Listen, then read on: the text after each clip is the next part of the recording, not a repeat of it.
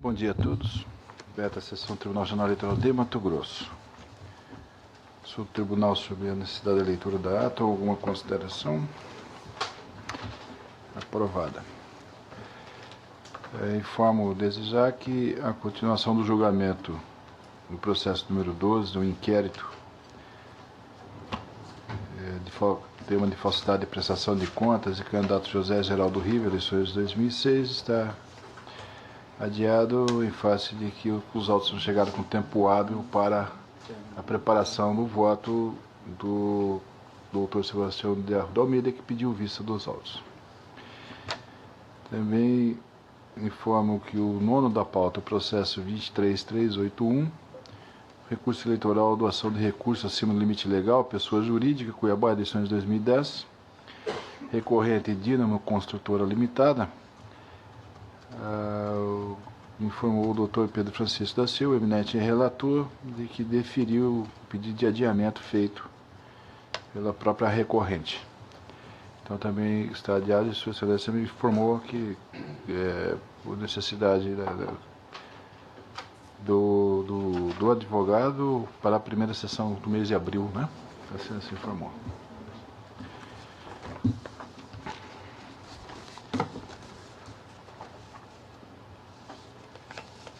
Primeiro pedido de preferência, somente preferência, do doutor Sebastião Arruda Almeida.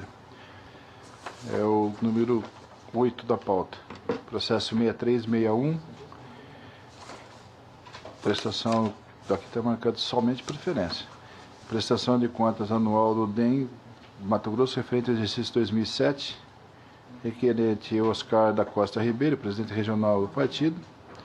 Parecer pela desaprovação das contas, pela suspensão de novas cotas do fundo partidário, pelo previsto em 12 meses, bem como recolhimento das verbas originárias do fundo partidário, cuja aplicação foi considerada irregular. Relatoria do doutor Sebastião Arruda Almeida e doutora Letícia Souza Furquim requereu a preferência. Com a palavra, senhores. Senhor presidente e demais membros, trata-se de prestação de contas anual do Partido Democratas de Mato Grosso, referente ao exercício financeiro de 2007, em relatório conclusivo às folhas. A Coordenadoria de Controle Interno e Auditoria, após análise das contas, opinou pela sua desaprovação. O Ministério Público pugnou pela intimação do Partido Democratas para, querendo se manifestar sobre o parecer da CCIA no prazo de 24 horas, onde o partido manifestou-se. A CCIA, após a análise da nova documentação apresentada pelo partido, emitiu parecer conclusivo pela aprovação das contas com ressalva, condicionada ao recolhimento ao Tesouro Nacional de R$ 1.007,65, devendo o valor ser corrigido. O partido, por sua vez, apresentou comprovante desse recolhimento e, diante disso, a CCIA emitiu um novo parecer pela aprovação das contas com ressalvas, condicionado ao acatamento das justificativas e dos documentos apresentados pelo partido, os quais entendeu não atenderem à legislação quanto à parte fiscal. Dado vista à ilustre Procuradoria Regional Eleitoral, esta opinou pela desaprovação das contas do partido, requerendo ainda a aplicação da sanção de suspensão de novas cotas do fundo partidário pelo período máximo previsto em lei, que é de 12 meses. Pugna ainda para que, após julgadas as contas, o partido seja notificado para recolhimento das verbas originárias do fundo partidário, cuja aplicação seja considerada irregular. Tudo é devidamente atualizado pelo índice específico adotado pelo Tribunal de Contas da União, sob pena de instauração de tomada de contas especiais, nos termos da resolução TSE 21.841/2004. É o relatório, senhor presidente. Eminente procurador. Mantenha o parecer. Palavra, senhores. Voto. A Coordenadoria de Controle Interno e Auditoria, em análise preliminar da prestação de contas do candidato, detectou irregularidades e ponderou pela realização de diligência a fim de saná-las. Intimado acerca das impropriedades apontadas, o presidente regional do partido apresentou explicações e nova documentação. Após novas análises das documentações e justificativas apresentadas, a CCIA, em parecer conclusivo, opinou pela aprovação das contas com ressalvas, mesmo que restando as seguintes irregularidades. E aí eu começo a listá-las. Registro ou contabilização de despesas desacompanhadas de documentos hábeis a legitimá-las, que são essas notas fiscais com prazo de validade vencida e também notas fiscais sem a presença da data limite para sua emissão. E aí eu disse que, intimado para sanar essas irregularidades, o representante do partido apresentou declaração das empresas, onde estas afirmam que emitiram as referidas notas fiscais, que foram entregues os produtos ou prestados os serviços, apontando ainda que houve recolhimento dos tributos pertinentes. Diante desses esclarecimentos, entendam sanadas as irregularidades, pois a mera emissão fora do prazo de validade ou sem data limite para sua emissão não constitui irregularidade ensejadora de desaprovação das contas. Outra irregularidade que não foi sanada se trata de um cheque no valor de R$800 que foi emitido para quitação de despesa, porém foi devolvido pelo banco por causa de um bloqueio judicial pela Justiça do Trabalho. O referido cheque não foi resgatado pelo partido, restando, portanto, a despesa caracterizada como não quitada. O partido, em resposta, afirma que não localizou o beneficiário do referido cheque, motivo pelo qual não resgatou o mesmo. Ainda em resposta, a agremiação afirmou que providenciaria o registro contábil de ajuste do exercício posterior, porém, após várias diligências, constatou-se que tais ajustes não foram realizados, motivo pelo qual permanece insanada essa irregularidade. No novo parecer da CCIA, onde ela emite parecer pela aprovação das contas com ressalvas, condicionado ao recolhimento ao Tesouro Nacional da quantia de R$ 1.007,65, referente aos gastos com combustível que havia sido apresentada mediante comprovante de venda número tal, sem a emissão de nota fiscal correspondente à despesa realizada. Quanto a esse ponto, acrescento que, embora tenha ocorrido esse recolhimento, porém, não sana a impropriedade detectada, pois não afasta ilicitude, uma vez que a utilização irregular de recursos provenientes do fundo partidário independe de recolhimento prévio e, por isso, enseja a desaprovação das contas. E aí eu cito a legislação de regência, mas o que mais compromete a aprovação dessas contas é com relação ao emprego de recursos do fundo partidário e de fonte privada com finalidades diversas, quais sejam, foram adimplidas despesas que em nada têm a ver com a manutenção da sede do partido, conforme segue abaixo: funerária Dom Bosco, serviço funerário, veiculação, divulgação de missa de sétimo dia paga pela imprensa, junto à imprensa, jornal Folha do Estado, Diário de Cuiabá, locação de cadeiras de rodas, flores junto à empresa Artes e Rosas, enfim, com base essas irregularidades, se Vossas Excelências se recordam, este colegiado já assentou que são irregularidades insanáveis. Então, senhor presidente, com essas considerações e o meu voto, faço algumas ponderações jurídicas sobre essas irregularidades. Eu, em consonância com o parecer ministerial, voto pela desaprovação das contas do Partido Democratas de Mato Grosso referente ao exercício de 2007. E, em consequência, voto pela suspensão de novas cotas do fundo partidário pelo período de 6 meses e não de 1 ano, como pugnado pela douta Procuradoria.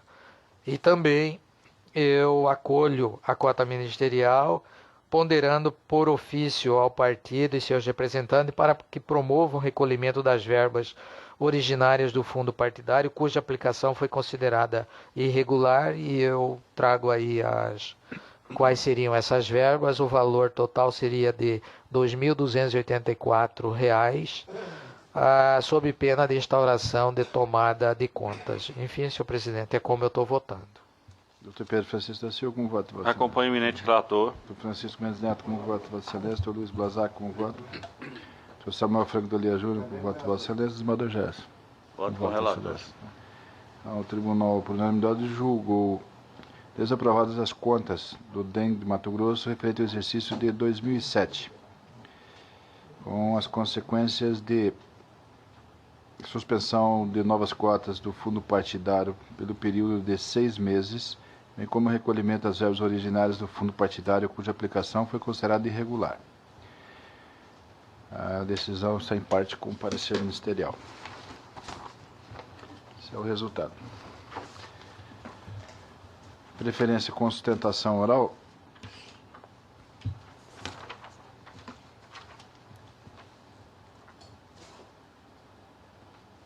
Décimo da pauta, Dr. Francisco Alexandre Ferreira Mendes Neto. É o processo número 62687, trata-se de exceção de suspeição referente ao processo número de Brasnorte, eleições de 2012. O expiente é Gilberto Marcelo Bazan e o excepto o excelentíssimo senhor Dr. José Luiz Blazac, membro do TRE de Mato Grosso. Parecer pelo não conhecimento da exceção ante a flagrante intempestividade. No mérito opina pela sua rejeição.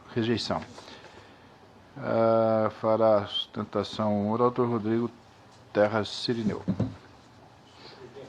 Eminente relator. O juiz, excepto eu vou pedir licença para me ausentar, até para deixar mais à vontade Vossa Excelência. Pois não. Doutor relator. Obrigado.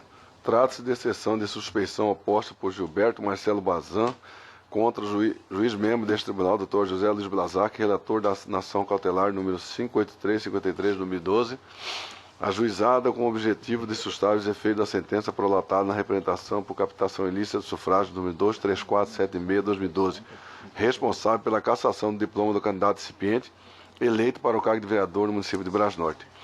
O recipiente deduziu que o juiz excepto tem interesse no desígnio do caso, haja vista ser amigo íntimo e credor do senhor Sebastião Roberto Marcelo, candidato a prefeito não eleito nas eleições de 2012, e um dos autores da ação que levou à cassação do seu diploma. Salientou que o juiz excepto prestou serviço de consultoria jurídica à Prefeitura de Brasnorte nos meses de março, abril e maio de 2010 e nos meses de março e abril de 2012, período em que o senhor Sebastião Roberto era vice-prefeito daquele município. Arguiu que a foto que acompanhava a matéria Prefeitura de Brasnorte adere ao pregão eletrônico, em que o juiz excepto aparece ao lado do senhor Sebastião e de outros servidores da Prefeitura, foi alterada na data de 18 de dezembro de 2012, um dia depois do juiz em questão ter revogado a decisão liminar prolatada pelo juiz substituto André Posetti, na ação cautelar número 58353 de 2012, que havia concedido efeito suspensivo ao recurso por ele interposto nos autos de representação número 23476/2012. O juiz excepto, apresentando defesa, juntou os documentos de folha 34 e 54, manifestando-se pela intempestividade da exceção e, no mérito, pela sua rejeição. Ouvido o douto procurador eleitoral, a folha 94 e 97, manifestou-se pelo não conhecimento da exceção em evidência, ante a sua intempestividade, no mérito, pela sua rejeição. Relatório. Doutor Sirineu, com a palavra. Excelentíssimo senhor presidente, vereador Rui Ramos Ribeiro, excelentíssimo senhor procurador regional eleitoral, doutor Marcelos, excelentíssimo senhor doutor Francisco Alexandre Ferreira Mendes Neto, em nome do qual eu peço vênia para cumprimentar os demais membros deste tribunal. Excelências, a questão meritória propriamente dita da exceção, os fatos estão postos. Então, nós não temos muito o que adentrar. A questão que se coloca como nevrálgica, do ponto de vista da defesa, refere-se à questão da tempestividade. E da tempestividade por quê? Porque o regimento interno deste tribunal diz que o prazo é de 48 horas. Está lá no artigo 103 do regimento interno. Ocorre que, quer nos parecer, que neste particular o Tribunal Regional Eleitoral excedeu o seu poder regulamentar, ferindo a Constituição Federal no artigo 96, que assevera que os tribunais e a Constituição não reserva se é o Tribunal de Justiça, se é um Tribunal Superior, se é um Tribunal Regional do Trabalho, enfim, aos tribunais compete eleger seus órgãos diretivos e, a gente faz questão de grifar, tá, nos memoriais que nós entregamos aos membros, elaborar seus regimentos internos com observância das normas de processo. E a norma de processo, excelências, que incide na hipótese, evidentemente, que é a norma do artigo 305 do Código de Processo Civil, que diz que o prazo é de 15 dias. Essa questão, inclusive, já foi resolvida no âmbito do Tribunal Superior Eleitoral, por força do julgamento do recurso especial eleitoral 25683, onde chegou lá na Corte Superior, que é a intérprete guardiã final da legislação eleitoral do Brasil, uma controvérsia relacionada ao estado do Amazonas, onde o Tribunal Regional Eleitoral editou o regimento, dizendo que o prazo da exceção seria de 3 dias, talvez para compatibilizar com o prazo dos recursos no direito eleitoral. Mas o ministro Caputo Bastos ele foi firme e disse que faleceria a competência ao TRE do Amazonas naquele caso, porque a Constituição é bem clara, conforme eu já li o dispositivo constitucional para Vossa Excelência, no sentido de que os regimentos internos eles devem prestar estrita vassalagem às normas de processo. E no caso aqui seria a norma do artigo 305 do Código de Processo Civil.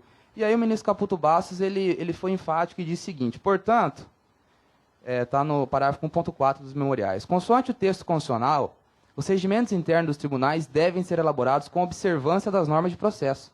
E a norma processual, neste caso, é o artigo 305 do Código de Processo Civil, que trata do prazo processual para oferecimento de exceção. Aí ele cita o artigo e conclui: sendo assim, o prazo de 3 dias previsto no regimento interno do Tribunal Regional Eleitoral do Amazonas para oferecimento de exceção e de suspeição não se coaduna com o texto constitucional e nem com a jurisprudência dominante. E aqui no Memoriais eu trago uma jurisprudência de 2006, da lavra do ministro César Peluso, que é o agravo de instrumento 6795, no qual ele é bem claro, a ementa. A exceção de suspeição deve ser ajuizada no prazo de 15 dias, contados do fato que ocasionou sob pena de perclusão. A questão, então, me parece simples e o Tribunal Superior Eleitoral já pacificou a matéria.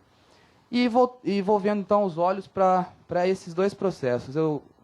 Presidente, eu gostaria de indagar ao nobre relator se foi colocado os dois em conjunto, as duas exceções. Separado? Tá certo. Em julgamento agora está certo. A exceção de suspeição do vereador eleito Gilberto Marcelo Bazan, ela foi oferecida no dia 18. E a exceção de suspeição ela foi distribuída no dia 5.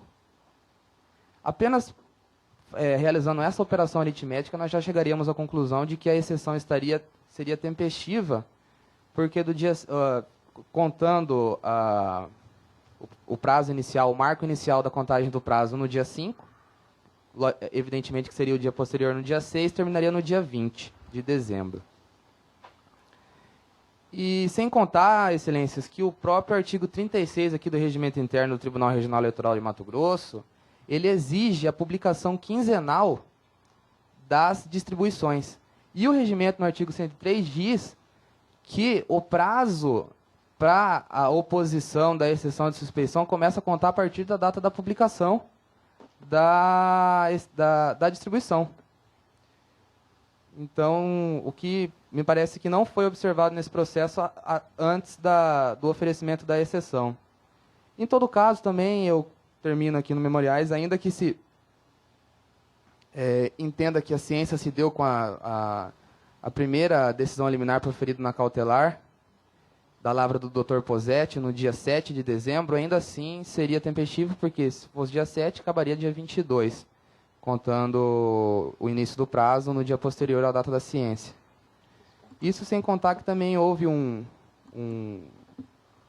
uma certa incerteza, por mais estranho que possa parecer, porque o regimento interno desse tribunal foi alterado em agosto e não sei se no site não foi disponibilizado ou enfim, se foi pego de surpresa aos próprios servidores, mas a informação que nos foi passada é que a partir do momento que o Dr. Posetti, na qualidade de substituto do Dr. Blazak, decidiu liminarmente o processo, ele ficaria vinculado. Só que em agosto teve a mudança do regimento e essa regra parece que ainda não tinha sido muito bem absorvida.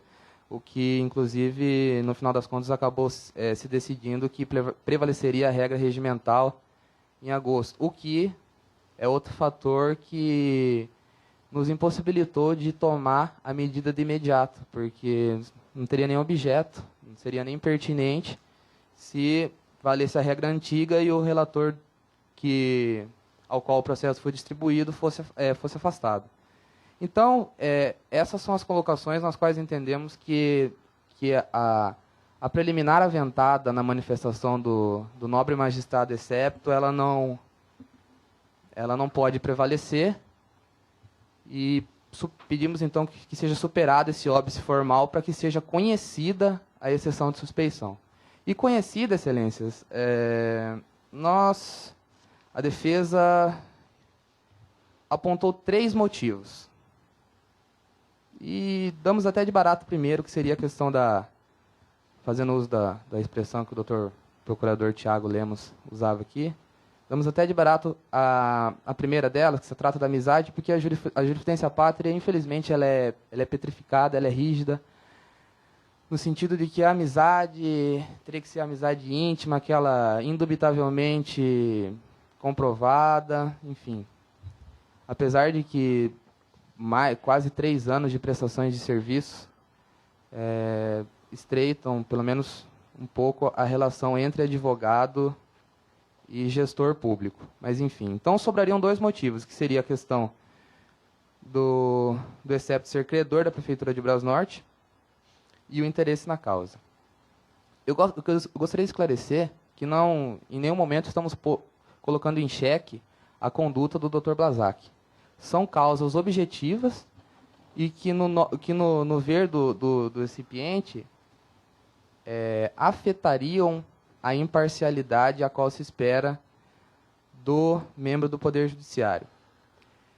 E, bom, o primeiro dos motivos é que houveram 3 prestações de serviços diferentes realizadas pelo Dr. Blazak na Prefeitura de Brasnorte. O primeiro deles seria a implantação e a orientação sobre a licitação na modalidade pregão e o procedimento de registro de preço. O segundo desses serviços, é um serviço de prestação de serviços no âmbito do Tribunal de Justiça do Estado do Mato Grosso e, eventualmente, nos tribunais superiores, a respeito de uma ação específica, uma ação anulatória específica da municipalidade. E o último desses serviços, espero que tenham paciência para me achar dentro das documentações, esse já, pelo menos em tese, realizado em 2012, referente à orientação, e aí eu não sei até que ponto isso se enquadraria até no inciso 4º do Código de Processo Civil, foi uma orientação a respeito das condutas vedadas ao agente público em período eleitoral. Ou seja, o excepto também orientou, ou pelo menos disse que orientou a prefeitura, enfim, alguns dos funcionários, a respeito das regras aplicáveis ao procedimento eleitoral, com ênfase às eleições de 2012. E esses pagamentos eles foram realizados, evidentemente, no ano de 2010, no começo do ano de 2012, e frise-se, um desses pagamentos ele foi realizado no dia 29 de novembro de 2012, praticamente uma semana antes da distribuição do processo ao Dr. Blazak, o nosso nobre excepto nesse processo. E aí, excelências, é evidente que a consequência disso ainda que objetivamente nós não podemos calcular o que se passa na questão interna da mentalidade, do raciocínio do julgador, até porque é absolutamente impossível, mas se há uma prestação de serviço por 3 anos, é de se admitir, em tese, o interesse na continuação da gestão para que haja essa continuação da prestação de serviço, porque, querendo ou não, os recipientes eles quebraram a continuidade da gestão, inaugurando uma nova gestão, com novas pessoas, com novos servidores, com novas ideologias, o que aparentemente me faz diminuir consideravelmente a probabilidade da continuação da prestação desse serviço no município de Brasnorte. E aí a questão que acho crucial com relação ao direito propriamente dito. A jurisprudência, nós devemos confessar isso, pátria, em regra, ela se apega à literalidade dos dispositivos que tratam da exceção de suspeição, por dizer que se tratam de normas de caráter de exceção e por isso devem ser interpretadas na estrita literalidade do texto legal, o que eu não concordo. E não concordo não só porque o Código Eleitoral, que disciplina, se não me falha a memória, no artigo 18 ou 20, a exceção de suspeição e a exceção de impedimento, é de 1965, e o Código de Processo Civil é de 1973. Seria absolutamente impossível e inimaginável que o legislador, naquela altura e naquela oportunidade, tivesse condição de prever todos os casos em que a parcialidade do magistrado pudesse ser afetada, ou imaginar, transcorridos agora mais de quase 40 anos, 40 anos, 1973 e 2013, conseguir vislumbrar todas as hipóteses e taxá-las e enumerá-las no dispositivo legal. É por essas razões que o Tribunal Constitucional Europeu de Direitos Humanos e os Supremos Tribunais Constitucionais da Espanha, desde muito tempo, já vem entendendo que a imparcialidade, o conceito de imparcialidade, ele não fica mais restrito à questão subjetiva. Existem causas objetivas de imparcialidade. É evidente que quando um magistrado que se torna o relator de uma exceção de suspeição, ele vai jogar causas objetivas, mas essa objetivização das causas de imparcialidade, de suspeição e de impedimento, elas se justificam porque, no nosso exemplo, a Convenção Americana dos Direitos Humanos prevê no artigo 8º, inciso 1, que é direito do cidadão a um julgamento imparcial. Doutrinadores dizem que a imparcialidade ela está íncita no comando do process of law, que é o devido processo legal. E na Europa também, apesar de nós não estarmos submetidos à legislação da Comunidade Europeia, da União Europeia, prevê a imparcialidade como direito fundamental do cidadão. Então, se ele é direito fundamental, se há um direito fundamental à imparcialidade, se há positivação em textos de caráter supranacional, não é nem constitucional, é supranacional, e pelo parágrafo 3º do artigo 5º da Constituição Federal, eles estão automaticamente insertos na cláusula dos direitos fundamentais do país, não há como você interpretar esse dispositivo de maneira estritamente literal, porque ele se torna até mesmo principiológico. E nessa toada, eu gostaria de fazer menção a dois Eu tenho 1 minuto só, viu? São 10 minutos ou 15 minutos? Nós já passamos, né, 10 minutos, né? Quantos minutos estamos? Já passamos, inclusive, mas estou concedendo 1 minuto, senhor. Ah, tá. E então nós temos um comentário aqui do doutrinador que fala da parcialidade, comentando o caso Piersac versus Belgium, ou seja, a Bélgica, que diz que no quesito da parcialidade as aparências são importantes nessa matéria porque o que está em jogo é a própria legitimação dos tribunais. E que por isso bastam dúvidas de imparcialidade para excluir o juiz suspeito. E que são transcendentais os critérios de caráter organizativo de atuação judicial, de forma que não é preciso comprovar seus resultados sobre a convicção do juiz. E isso foi, inclusive, objeto de julgamento, e essa jurisprudência, quem disse foi o desembargador Marcos Machado, na última sessão plenária do dia 14 de março de 2013, no agravo regimental 107.980/2012, na sessão de suspeição 75.688, acho que até o desembargador Gerson estava presente nessa última sessão do Tribunal de Justiça, no qual o desembargador Marcos Machado encampou esse posicionamento. Meu tempo acabou, excelência. Então, muito obrigado pelo conhecimento e acolhimento da exceção. É o pedido da defesa. Muito obrigado, doutor. Palavra do doutor procurador. Eu vou manter o parecer quanto ao prazo, embora exista a jurisprudência entendendo de forma diversa, mas eu entendo que se o tribunal acompanhar essa jurisprudência, deverá, por questão de razoabilidade, depois votar a alteração do regimento interno. Agora, o Dr. Cirineu trouxe realmente algumas questões muito interessantes quanto à possibilidade de gerar suspeição no magistrado por conta de um vínculo de prestação de serviços como advogado. E chamou a atenção também a alguns aspectos psicológicos que eu acho muito interessantes e que a jurisprudência, na verdade, tem meio que evitado adentrar neles, não sei se por uma questão de dificuldade da interpretação psicológica, né?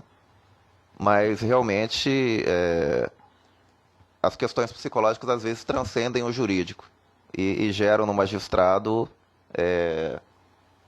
tendências a julgar dessa ou daquela maneira, conforme tenha sido a sua história de vida pessoal. Tanto que eu concordo, por exemplo, nós vimos recentemente o caso do caso Cachoeira, em que houve pagamentos de honorários multimilionários, que ninguém inclusive sabe de onde veio esse dinheiro.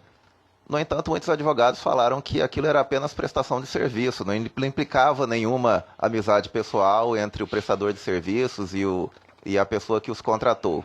Eu acho difícil acreditar numa tese dessas que uma pessoa que receba milhões de reais não fique ligada àquela pessoa que lhe pagou. Mas no caso dos autos, os valores envolvidos nessa prestação de serviço são ínfimos. Custa-me crer que eles tenham representado um acréscimo patrimonial significante àquele que prestou os serviços, de modo a gerar até uma espécie de amizade tão íntima, né, uma dependência financeira tão grande que chegue a desvirtuar a sua atuação como magistrado. Sinceramente, nos autos eu não vejo elementos suficientes para se demonstrar que haveria essa vinculação pessoal. Justamente porque não foi uma prestação de serviços volumosa, não foi uma prestação de serviços contínua, embora tenha se estendido talvez por um certo lapso de tempo, mas ele não prestava serviços diária ou semanalmente, não estava sempre na prefeitura, não estava sempre em contato com as pessoas, com o prefeito, com as pessoas da prefeitura. Então eu não vejo esse vínculo tão forte assim, apesar de que existia um vínculo de prestação de serviços, mas não um vínculo tão forte a ponto de se supor que o magistrado estaria tendente a julgar por conta desse vínculo. Então eu realmente nesse ponto tenho que manter o parecer. E quanto ao direito fundamental, realmente a imparcialidade é um direito fundamental. Mas os direitos fundamentais têm uma característica básica que é a sua inafastabilidade, a sua irrenunciabilidade. E no caso desses processos em particular, percebo que o excepto vinha julgando normalmente, até o ponto em que ele tomou uma decisão que foi contrária ao interesse dos recipientes. E só nesse ponto é que se questionou a sua suspeição. Ora, o direito fundamental ele não escolhe momento para aparecer ou deixar de aparecer, ele é inerente à pessoa, ele é fundamental. Se realmente houve uma lesão a esse direito, ela teria sido apontada desde o início da atuação do excepto. Então me parece que o direito fundamental ele não aguarde questões de conveniência. Por conta de tudo isso, mantenho o parecer. Está na palavra, doutor relator. Voto da preliminar de intempestividade, senhor presidente. O artigo 103 do regimento interno deste tribunal dispõe que a exceção de suspeição do relator ou do revisor deve ser arguída até 48 horas após a publicação da distribuição do processo. Aí eu transcrevo aqui o artigo 103. A arguição de suspeição do relator ou do revisor poderá ser suscitada até 48 horas após a publicação da distribuição do feito, quando for fundada em motivo pré-existente.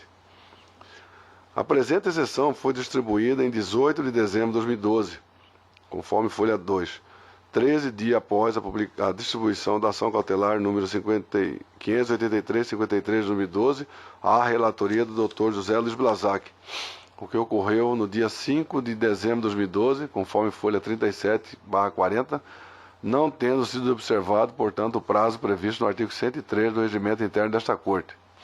Registra-se ainda que a exceção foi ajuizada somente depois que o juiz excepto revogou, em juízo de retratação, a liminar concedida pelo juiz substituto, afetando os interesses do recipiente. De sorte, a exceção de suspeição é flagrantemente intempestiva, impondo-se ao acolhimento da preliminar, conforme arguído pelo juiz excepto e pelo doutor procurador-geral eleitoral, em sua manifestação de folha 94 e 97.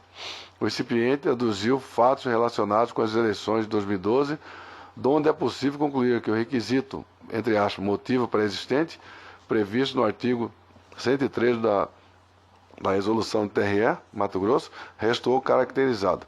Em face do exposto, acolha preliminar para julgar extinto o processo de exceção de suspeição em questão, sem resolução do mérito, conforme disposto no artigo 267, inciso 4º do Código de Processo Civil. É o voto preliminar, presidente. Preliminar, como é que vota o desembargador Gerson Ferreira Paz? Perdão, Samuel Franco Dalia Júnior. Senhor presidente e demais membros, eu já havia, em outros casos, atentado para... Eu fui um dos que trabalharam nesse regimento interno e realmente verifiquei o antagonismo desse artigo com o artigo 96 da Constituição Federal. Eu realmente entendo que essa modificação do regimento interno não teria a força de derrubar o entendimento da nossa Carta Magna, onde ela diz que, entre outras coisas, compete aos tribunais eleger seus órgãos diretivos, elaborar seus regimentos internos, com observância às normas de processo e às garantias processuais das partes, dispondo sobre competência e funcionamento dos respectivos órgãos. Ou seja, o Código de Processo Civil, como disse o doutor advogado, é de 1973, com as modificações dele advindas, portanto, bem mais antigo. Eu entendo que realmente o prazo para exceção seria, sim, o de 15 dias. E havendo sido distribuída no dia 5 e interposta no dia 18, o prazo seria de 13 dias. Portanto, eu estou pedindo vênia ao eminente relator, eu comungo com o entendimento exposto pelo doutor advogado, no sentido de que o prazo é de 15 dias, e isso de acordo com o artigo 96, conjugado com o artigo 36 do próprio regimento interno, onde conta-se da publicação da distribuição. Portanto, eu, pedindo vênia ao eminente relator, doutor Francisco, eu adoto sim, eu estou rejeitando essa preliminar e estou conhecendo da exceção por enquanto. Como é o voto? Desembargador Gerson Ferreira Paz. Senhor presidente, no caso, a questão é de saber se se aplica o regimento interno para a hipótese ou se aplica o Código de Processo Civil. Eu penso que, em homenagem ao princípio da ampla defesa, o devido processo legal, do contraditório, e tratando-se de regra processual, estabelecimento de prazo para a propositura desse tipo de incidente processual, seja suspeição, impedimento e outros, eu também penso, com a devida vênia do doutor relator, que a regra a ser aplicada seria a regra processual, a regra do Código de Processo Civil, portanto o prazo seria de 15 dias. Por isso, com a devida vênia, eu vou acompanhar a divergência. Doutor Sebastião Arruda Almeida, como vota Vossa Excelência? Senhor presidente, antes de me manifestar sobre o mérito da questão da tempestividade, eu gostaria de chamar a atenção dos ilustres membros que já me antecederam, que, ao que parece, nós estamos aí num conflito jurídico entre o que deve ser aplicado, as regras do nosso regimento interno ou o Código de Processo Civil. E, por se tratar de ato normativo nosso, o regimento interno, penso que, na verdade, se está a trilhar pelo caminho da inconstitucionalidade. Nós estaríamos, na verdade, fazendo julgamento sobre a constitucionalidade ou não desse artigo do regimento interno. E eu faço isso, senhor presidente, com base, inclusive, num julgado, matéria similar ao que aconteceu no Tribunal de Justiça, aliás, no Tribunal Regional Eleitoral de Minas Gerais. E a previsão é de que se instaure o incidente de inconstitucionalidade como preliminar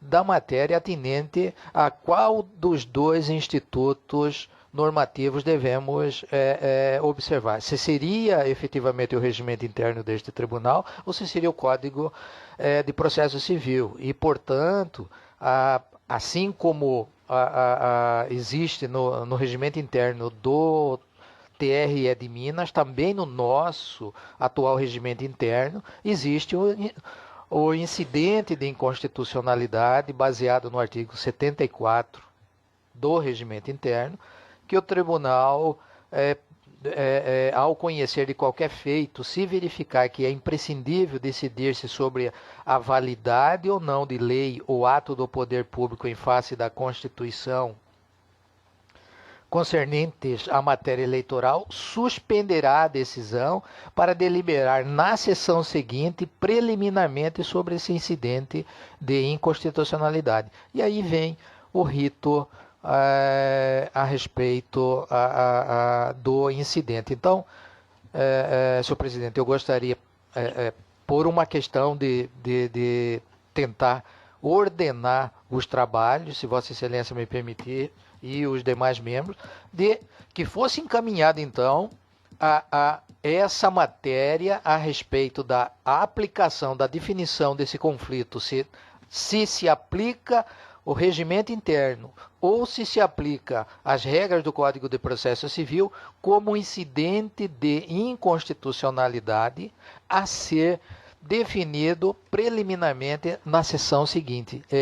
É nesse sentido que eu levanto essa questão de ordem, senhor presidente, para evitar até nulidade de julgamento futuramente. Presidente. Pronto. Na verdade, eu só queria perguntar ao eminente doutor Sebastião qual seria a norma constitucional que estaria sendo violada, porque, a meu ver, aqui é um mero conflito entre o Código de Processo Civil, uma lei federal, e o regimento. Então é um problema de legalidade, não de constitucionalidade. Eu estaria sustentando o artigo 96, citado inclusive por todos, o artigo 96, inciso 1, isso, né? Inciso 1, porque na verdade é ele que dá o embasamento para que os tribunais possam elaborar os seus regimentos, e aí diz, desde que observadas as regras de processo. A minha preocupação é única e exclusivamente de se evitar nulidade futura. É somente isso. Senhor presidente, o senhor me concederia só para me manifestar a questão da questão de ordem levantada pelo doutor Sebastião? Seria rápido. Eu acho assim que não seria necessário, doutor Sebastião, com todas as vênias, porque a cláusula do full bank, até prevista no artigo 97, ela existe para quê? Para que toda e qualquer inconstitucionalidade ela seja reconhecida pelo plenário. O julgamento aqui do Tribunal Regional Eleitoral só é plenário. Então, é exemplo do que acontece no Tribunal de Justiça do Estado de Mato Grosso. Seria absolutamente impraticável que um mandado de segurança que tivesse uma preliminar de inconstitucionalidade se suspendesse o julgamento do mandado de segurança para decidir sobre a inconstitucionalidade ou não, aí depois para voltar numa sessão posterior. E até mesmo pelo princípio da economia processual, da celeridade, esse processo está suspenso, o recipiente está fora do cargo por força da revogação da medida liminar. Então, eu clamaria pelo julgamento já nessa oportunidade, aí, salvo melhor juízo, é o pedido da defesa. O procurador quer se manifestar sobre esse ponto, questão de ordem, porque aí eu já vou passar a palavra para o relator. Excelência, particularmente eu entendo que esse incidente seria bem proveitoso porque evitaria depois a repetição dessa mesma questão para outros processos, né? Então, até entendo a necessidade de se julgar rapidamente, mas eu acho que às vezes tem que se dar um passo para trás para dar dois para frente. E me parece que também seria o caso do artigo 22, inciso 1 da Constituição, que diz que compete privativamente à União legislar sobre o direito processual. E no caso, se nós seguirmos por essa trilha, se o tribunal seguir por essa trilha, evita-se o inconveniente de que cada regional pode criar sua própria regra. Então, se cada um cria sua regra, de repente acaba todos conflitando justamente com a regra geral, que é o Código de Processo Civil. Então eu vejo com bons olhos essa sugestão do Dr. Sebastião. Senhor presidente, só para informar, doutor, não existe em tese nenhum risco de prejuízo, porque o próprio regimento nosso já prevê que na sessão seguinte, ou seja, possivelmente na quinta-feira, essa matéria ela venha à inconstitucionalidade e já amanhã, né? Amanhã, inclusive, temos sessão. Só isso. No máximo quinta-feira, né? Doutor, no máximo quinta-feira, se não for possível. Né? Doutor relator, a questão de ordem posta, como Vossa Excelência vota? Senhor presidente, na verdade embora, né, já tenha trazido aqui o voto preliminar no caso, mas eu acho também por ponderação que a tese trazida pelo Dr. Sebastião, referendado pelo Dr. Procurador Regional Eleitoral, tem até um fundamento. Então, nesse ponto, eu também entendo que dessa forma há que se trazer, se for possível até amanhã no caso, pronto já o voto com relação a esse incidente, no caso. Dr. Samuel Franco Dalia, como voto, questão de ordem. Concordo plenamente. Bom senso e lógica sempre prevalece no meu entendimento. Sem dúvida nenhuma. Senador Gerson Paes, como voto? Eu também não vejo óbice a análise proposta pelo Dr. Sebastião, porque, na verdade, essa situação ela gera realmente conflito e pode causar outras preocupações em outros processos que eventualmente existissem interesses em jogo. Então eu acho que é de bom alvite, sim, a questão levantada para que seja apreciada sobre esse aspecto na sessão seguinte.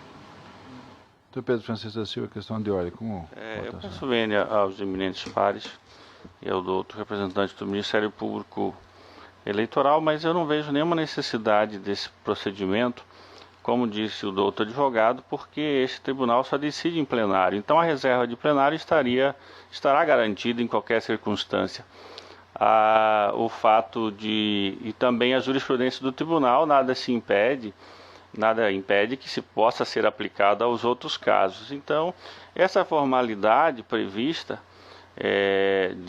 do incidente de inconstitucionalidade, ele é útil quando se decide em órgão fracionário do tribunal, mas não no plenário, a menos que estamos buscando um tempo para melhor reflexão do tema. E aí eu, de minha parte, não tenho dúvida nenhuma em adiantar meu ponto de vista de que, na verdade, é um problema aqui de legalidade. Eu quero crer que o que guiou esta corte a estabelecer esse prazo de 3 dias é porque, a rigor, os prazos recursais no Código Eleitoral é de 3 dias. Mas aqui nós não estamos diante de um prazo recursal, mas um prazo decadencial para exercício de um direito. Então, o que se aplica aqui, inegavelmente, é o Código de Processo Civil. Infelizmente, o nosso regimento seguiu uma outra direção e o melhor caminho é corrigi-lo, sugerindo uma mudança regimental para adaptação, porque aqui aplicou-se um prazo recursal para um tema que não é recurso, é simplesmente o direito de exercer o exercício de um direito, que daí seja um prazo decadencial para a propositura da exceção. Então, apenas esclarecendo e adiantando meu ponto de vista, na questão de ordem, eu voto no sentido de ser do afastamento da questão de ordem e no prosseguimento normal do julgamento nesta mesma sessão. Na época foi refeito o nosso regimento interno, eu até fui voto vencido lá, era do Dr. César Beache, do desembargador Márcio, nesse sentido, porque eu entendi que não podia realmente ser superada o que estabelecia a Constituição, e em virtude do artigo 305 do CPC, mas o pessoal entendeu que o tribunal poderia. Mas analisando naquela época, a gente já notava que todos os tribunais superiores acatavam o prazo para o exercício do direito, conforme disse o Dr. Pedro, que era o prazo do artigo 305 do CPC, no caso de exceção de suspeição. Sempre foi o prazo de 15 dias. Inclusive, nas decisões majoritárias dos superiores tribunais, e do TSE, o prazo é sempre 15 dias, a partir da intimação, sempre de 15 dias. Eu até acompanhei o doutor Sebastião por um princípio de que não custa a gente discutir, mas o meu posicionamento é no sentido realmente de que não haveria necessidade, porque isso aí já não seria realmente uma parte de inconstitucionalidade, mas sim de legalidade. Realmente eu não vejo por que voltarmos atrás. É uma questão decidida pelos tribunais superiores. Isso pode olhar na jurisprudência, não existe 48 horas. O prazo é de 15 dias. Quanto a isso, não tem dúvida nenhuma. Mas é isso que eu queria me manifestar, porque o meu posicionamento já está tomado. Dado que se o tribunal quer retificar, quer rever posicionamento, vai manter colhida a questão de ordem. Você já se define a questão imediata, né? Senhor presidente, como foi eu que levantei a questão de ordem, eu acho que tenho que deixar também bastante clara a minha posição. É o seguinte: se o tribunal está a entender que não há que se falar em qualquer inconstitucionalidade, se é realmente o regimento interno, não há por que se levar questão de ordem para ratificar algo que já exista, né? Então, eu não me oponho de forma alguma se julgar isso. E me parece que só falta o meu voto, né?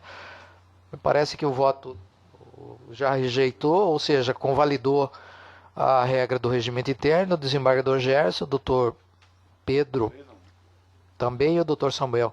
Em face disso, senhor presidente, eu retiro a questão de ordem, certo? Porque me parece que o julgamento já é pela ratificação da validade do regimento interno. Então, com relação... Seria isso? Não, pela aplicação do artigo do Código da Processo Civil, prazo de 15 dias. Pelo prazo de 15 dias. O prazo de 15 dias? Pela tempestividade. Pela tempestividade. Eu voltei no sentido de acolher preliminar por lei de tempestividade, só que a maioria entendeu que não... Ser tempestivo. Já estava intempestivo, cara. Que ela estava intempestiva. Estava intempestiva. Nesse caso, senhor presidente, eu me obrigo a manter só a questão de ordem. Se houver a rejeição, pelo menos fica registrado. Bom, deixa só houve alguma alteração. A questão de ordem foi levantada pelo doutor Sebastião de Arruda Almeida, o terceiro vogal. Com relação à questão de ordem, doutor Francisco, como que Vossa Excelência se manifesta? Eu não me oponho, embora, né, como eu trouxe já um voto preliminar, mas por cautela, não me oponho a que seja acolhida a questão de ordem trazida pelo doutor Sebastião. Então, Vossa Excelência estaria acolhendo a questão de ordem. Uhum. Doutor Samuel, como Vossa Excelência se pronunciou? E de acordo com o doutor Sebastião, também porque água morna não mata ninguém, mas eu acho que não há necessidade, não. Eu vou me opor à questão de ordem. Então, Vossa Excelência rejeitou a questão de ordem. Desembargador Gerson Ferreira Paes, me perdoe, mas como vota Vossa Excelência a questão de ordem? Senhor presidente, eu já me manifestei, eu acho que é saudável, eu acho que, ainda que se trate de questão de legalidade, e se for olhado por esse aspecto, mas eu acho que era preciso pensar um pouco melhor sobre essa questão, até para que se faça, se for o caso, amanhã ou depois, a mudança do regimento interno. Eu acho que não pode deixar essas duas normas em vigor, porque vai surgir outros problemas, outros questionamentos a esse respeito. Então eu acho que é salutar, sim, a questão de ordem. Evidentemente, o doutor Sebastião Arruda Almeida mantém a questão de ordem, o Pedro Francisco da Silva Excelência rejeitou, né?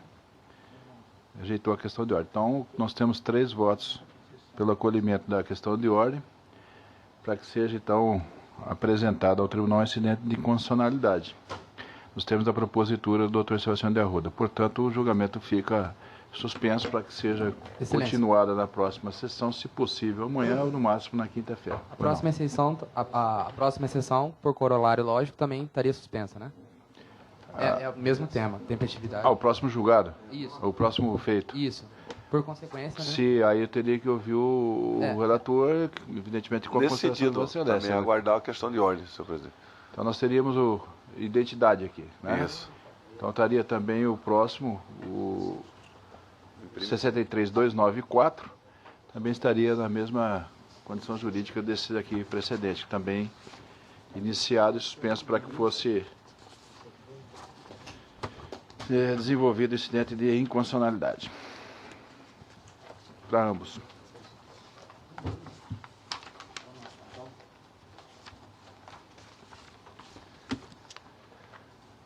Obrigado, doutor. Obrigado pela participação. O segundo da pauta, então, retornemos à ordinariedade.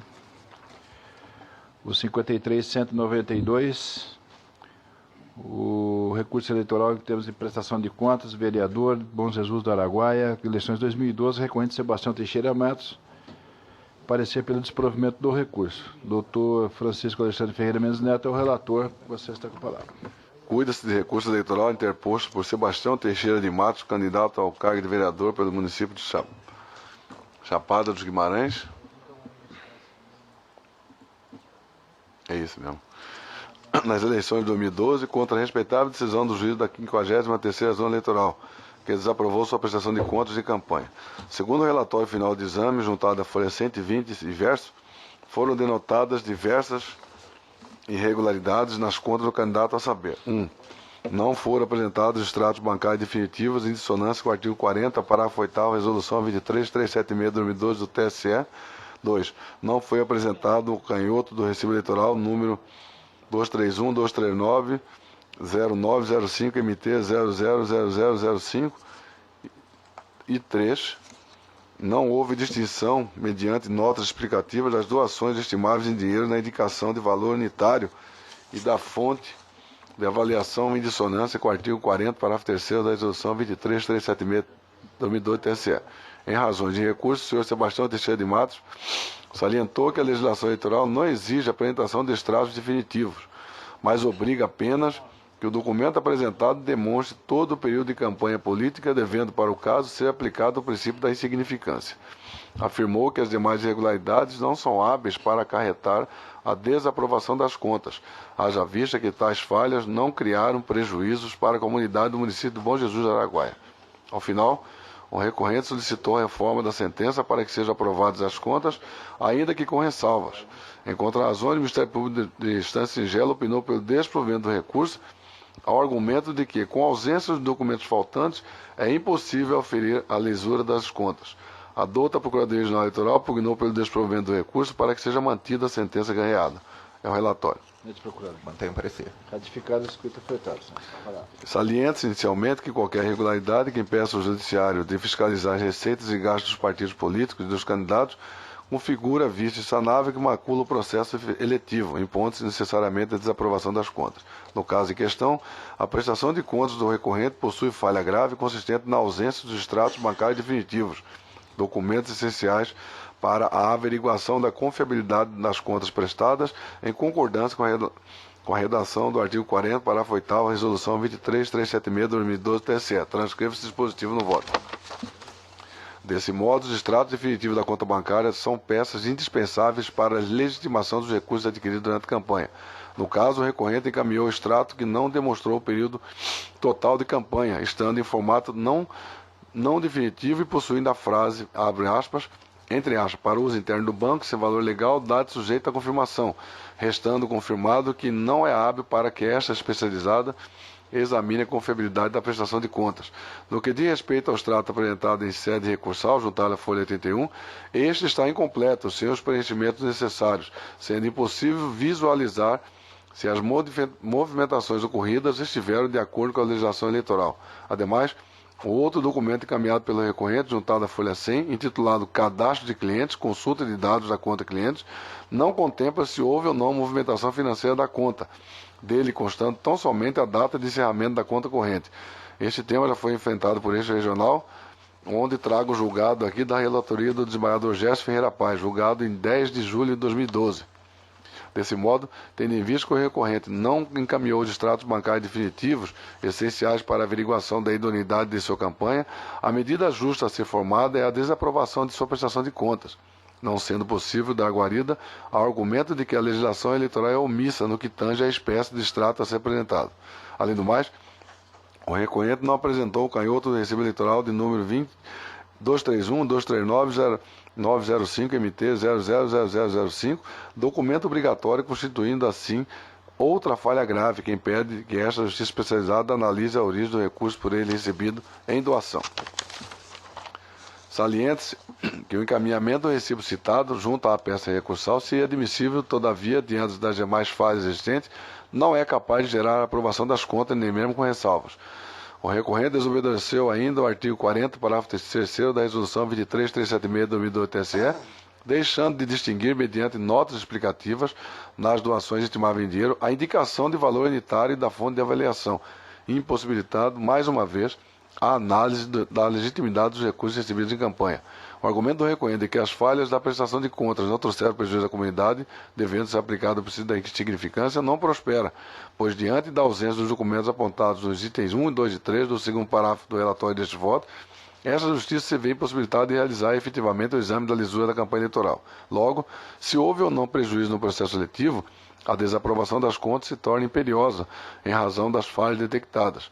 Ante o exposto, em harmonia com o parecer da doutora Procuradoria-Geral Eleitoral, nega o provimento do recurso, a fim de manter intacta a bem lançada decisão de primeiro grau. É como voto, presidente. Como voto, excelência? Relator. Senhor Samuel Franco da Lia Júnior, como voto? Relator, senhor presidente. Senador Gerson Paz, como voto? Acompanho do outro relator, senhor presidente. Senhor Sebastião Ruda Almeida, como voto? Doutor Pedro Francisco, como Relator. voto, excelência? Tribunal por unanimidade improveu o recurso, nós temos o voto do relator. Em simetria, o parecer ministerial. Bem de vossa relatoria, doutor Francisco Alexandre Ferreira Mendes Neto. Processo 41967, recurso eleitoral, prestação de contas, candidato a vereador Diamantino, eleições 2012, recorrente Valdemir Isaías Costa. Parecer pelo improvimento do apelo. Com a palavra, excelência.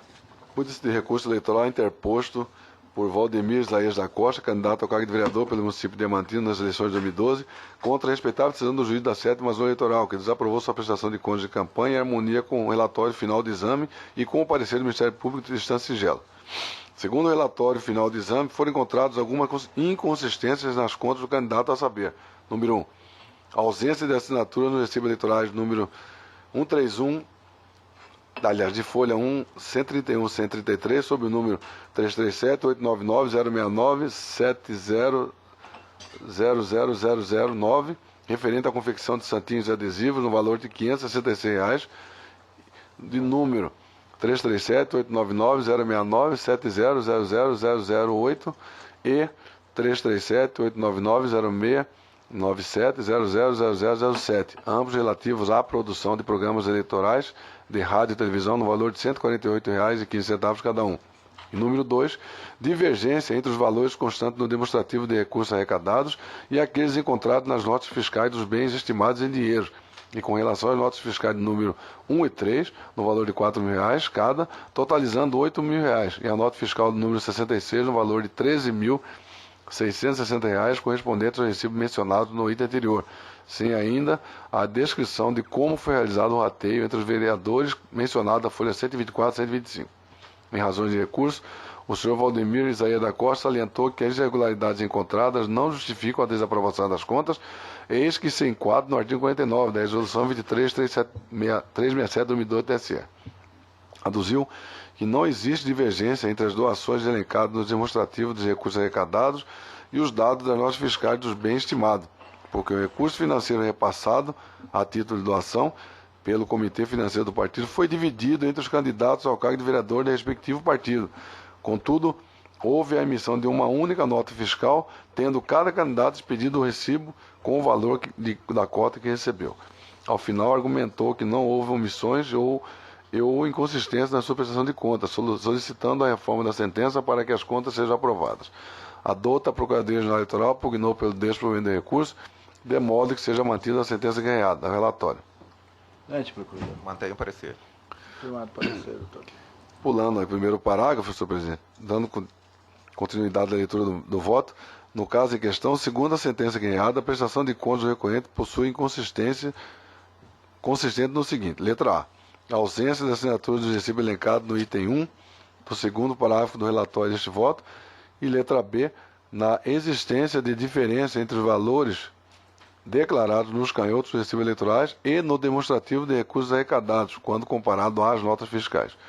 Adentrando a questão, salienta-se que os recibos eleitorais devidamente assinados e discriminados são peças indispensáveis para a legitimação dos recursos adquiridos durante a campanha. Por meio do exame de prestação de contas, nota-se que os recibos eleitorais de folha 131 e 133 são, de fato, cópias dos recibos acusados da folha 49 e 51, que foram apresentados devidamente assinados e com as relativas notas fiscais, estando regulares quanto a isso, havendo somente a existência de divergência entre os valores dos recibos eleitorais quando confrontados com as notas fiscais apresentadas. Sobre tal inconsistência, verifica-se que, na realidade, trata-se de doação realizada pelo Comitê Financeiro, que solicitou a confecção de material eleitoral e repassou o pagamento para a empresa responsável, tendo esta emitido uma única nota fiscal para o serviço, discriminando o valor total repassado pelo comitê. Este, por sua vez, dividiu entre os candidatos ao cargo de vereador os bens estimáveis em dinheiro confeccionado pela empresa, de modo que os candidatos beneficiados expediram o recibo eleitoral preenchido com o valor da cota recebida individualmente e com o intuito de atender à norma eleitoral. Anexaram o recibo a nota fiscal correspondente à confecção de todo o material emitido pela empresa prestadora de serviço, conforme já citado. Tal prática é comum no âmbito eleitoral.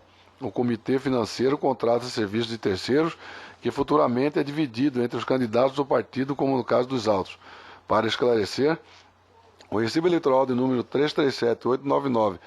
337-899-069-70000009, referente à confecção de santinhos e adesivos, no valor de R$ 566, está acompanhado da nota fiscal número 66, juntada à folha 54. Todavia, o valor total da nota fiscal é de R$ 13.660. Tal divergência se dá pelo fato de que o pedido de confecção foi feito em nome do Comitê Financeiro e dividido entre os candidatos ao cargo de vereador, de forma que a cota do recorrente correspondeu ao valor de R$ 566, subtraído do valor total, conforme o candidato demonstrou a folha 150 da peça recursal. Através do próprio documento fiscal, é possível vislumbrar na descrição de serviços que o pedido teve a finalidade de beneficiar os candidatos pertencentes ao Comitê Financeiro. A situação é a mesma do recibo número 337-899-09-70-00008 e 337-899-069-70-00007, juntado à folha 49 e 51, ambos relativos à produção de programas eleitorais de rádio e televisão no valor de R$ 148,15 cada um.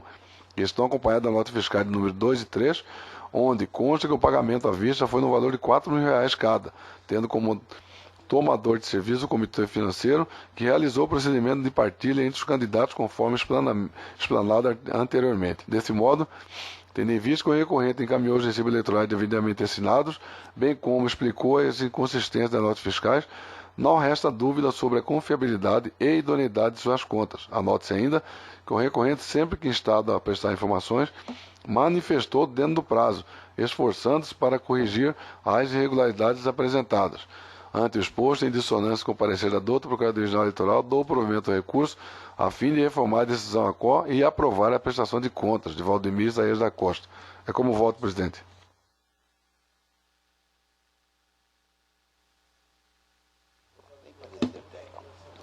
Tem? Tem, mas ele comprovou. Ele comprovou.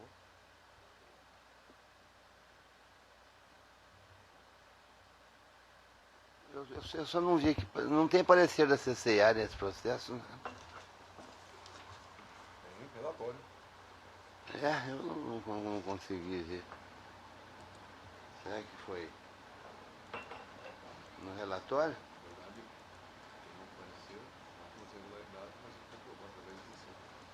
Não tem. Mas já tá bom, eu acompanho o relatório. Não tem não, Chico. Não tem parecer. Voto com o relator, senhor presidente. O Sebastião Rodomenda com o voto Celeste.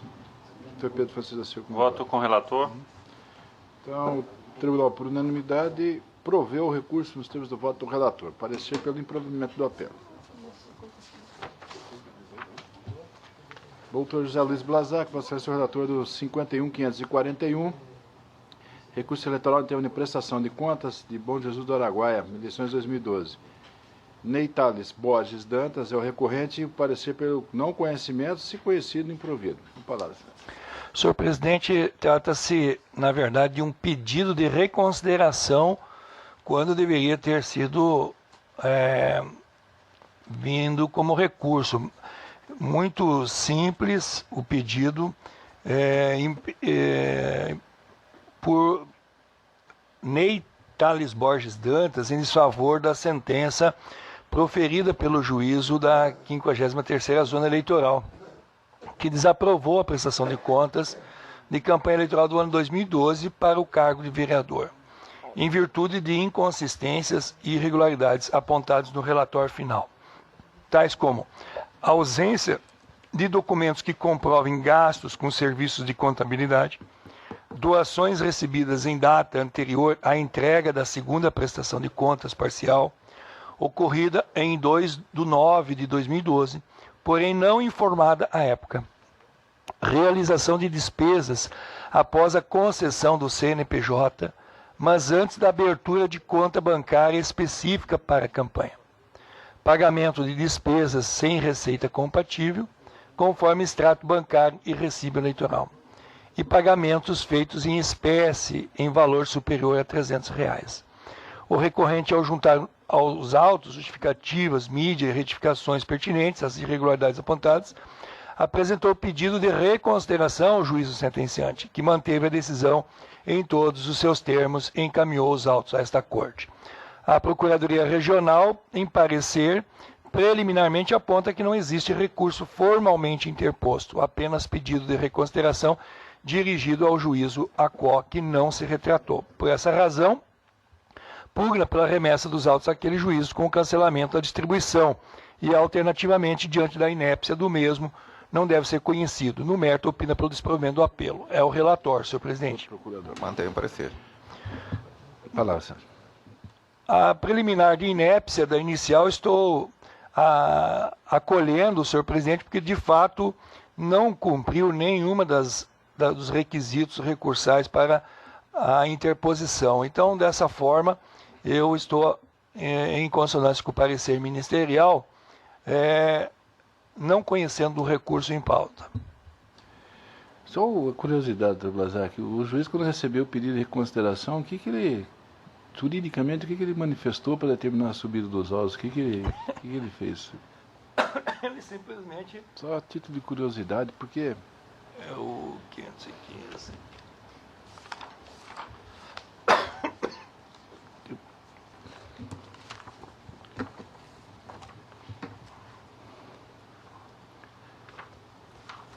Esse recurso veio a sentença, julgos aprovados.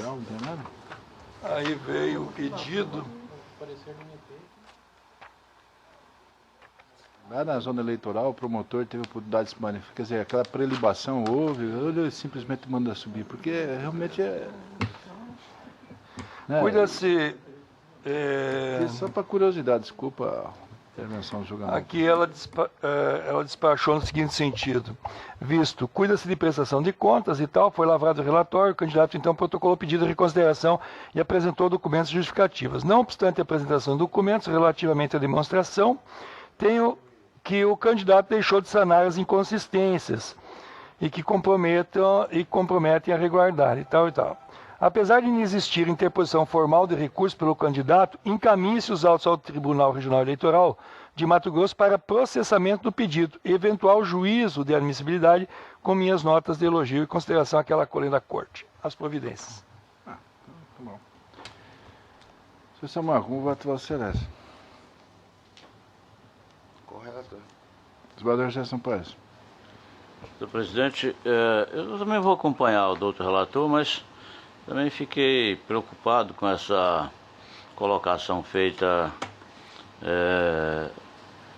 por ocasião da apreciação desse pedido de reconsideração, porque na verdade, ao que eu pude ouvir aqui do doutor relator, a juíza ela não apreciou, ela encaminhou ao tribunal, né, para conhecimento, certamente, embora pareça que não tenha explicitado isso, certamente recebeu esse pedido como recurso, né, e não como pedido de reconsideração. Mas, de qualquer sorte, como não há preenchimento dos requisitos legais, eu acompanho o relator. Consideração Rodrigo Almeida. Relator, senhor presidente. Pedro Francisco da Silva. Então, Francisco Mendes Neto. Relator. Então, o tribunal, por unanimidade, nos termos do voto do relator, não conheceu do recurso, parecendo no mesmo sentido. Digo isso porque nós temos na Justiça Estadual também, sabe o recurso para a gente ir lá, assim, suba os autos. Não é assim, não é assim, Gerson? Nós temos tanto no civil como no crime, subam os autos. Que ela não pode fazer o juízo de admissibilidade, então... Não, sim, não, eu entendo, mas subam os autos, mas tem certas coisas, É. tem prazo pelo menos recursal, né? Esse é um problema, né? É isso? Como embargo, você poderia ele simplesmente subam os autos e você recebe lá o processo, um monte lá, você olha e fala, né?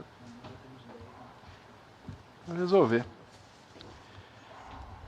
Eu garanto que nem eu nem os Bador Gerson fizemos isso na vida, né? Eu não fiz isso na vida. Eu até fiz um esforço para ver se o pedido de reconsideração poderia ter uma roupagem, mas não tem nenhuma roupagem de argumentação. Eu comecei a definir isso já monocraticamente. Quando vem desse jeito tudo destroncado, vamos dizer assim, né? Eu monocraticamente eu determino providência, ou então simplesmente não conheço o recurso, porque não tem interposição no caso nosso, lá aqui, né? Aqui poderia também ser dessa forma. Não posso admitir que o juiz entenda que está interposto. Ele não diz que interpôs, ele nem diz que não interpôs. Ele fala, não, suba para o tribunal, lá faz a providência vocês aí. Não, seria possível monocraticamente fazer isso também. Tá certo. Obrigado pela lembrança. Pouco, né? Então, o processo 14.252, recurso eleitoral, prestação de contas da Corizal, eleições 2012, recorrente Márcio da Silva Ramos. O parecer pelo provimento parcial e consequente reforma da sentença, que sejam desaprovadas as contas, consequente reforma da sentença atacada a fim de que sejam desaprovadas as contas apresentadas pelo recorrente. Bom, não sei, está correto, doutor José Luiz Blazac. Trata-se de recurso interposto por Márcio da Silva Ramos contra a sentença proferida pelo juízo da 39ª Zona Eleitoral, que declarou não prestadas as contas de campanha eleitoral do ano 2012 para o cargo de vereador com base no relatório preliminar. E artigo 51, 4, a linha C da resolução do TSE 23376. De 2012. Dentre as irregularidades apontadas, destacam-se as principais. Falta de discriminação do critério de avaliação dos bens estimáveis em dinheiro recebidos em doação. Divergências entre a prestação de contas final e a parcial relativa a despesas com combustíveis e lubrificantes e pagamento feito em espécie de despesa superior a R$300. Intimado para se manifestar acerca das diligências constantes do relatório preliminar, quedou-se silente. O recorrente ofertou razões recursais sem a juntada de documentos. Alega que poderia ainda aqui nessa fase, de repente, ainda suprir. Não assim fez. Alega que, ainda que presentes as irregularidades indicadas no referido relatório, não seria o caso de declará-las não prestadas, destacando que o parquê de Pisa se manifestou pela aprovação das contas com ressalva. Aduz também que os documentos foram juntados aos autos e recebidos eletronicamente, os quais possibilitam a análise dos recursos arrecadados e dos gastos realizados na campanha, não se enquadrando nas hipóteses arguidas pelo juízo sentenciante. Ressalta ainda que as irregularidades indicadas no relatório preliminar não condizem com as provas acostadas nos autos, o que levou o Ministério Público Eleitoral a opinar pela aprovação das contas com ressalva. Requer, ao final, o recebimento e provimento do recurso para reformar a decisão recorrida a fim de reconhecer as contas como efetivamente prestadas, aprovando-as com ou sem ressalvas, ou até mesmo desaprovando-as, com posterior e imediata regularização de sua situação no cadastro eleitoral, no caso de inserção de restrição decorrente da decisão ora combatida. A Procuradoria Regional Eleitoral pugnou pelo provimento parcial do recurso, a fim de que as contas sejam desaprovadas, ressaltando que, embora graves, as irregularidades encontradas não impedem a análise das contas, não sendo, portanto, causa para julgá-las não prestadas. É o relatório. Procurador. O relatório já esclareceu a situação, mantenha o parecer. Mantido o parecer, excelência. No mérito, presentes os requisitos de recorribilidade, merece ser conhecido o recurso em mesa.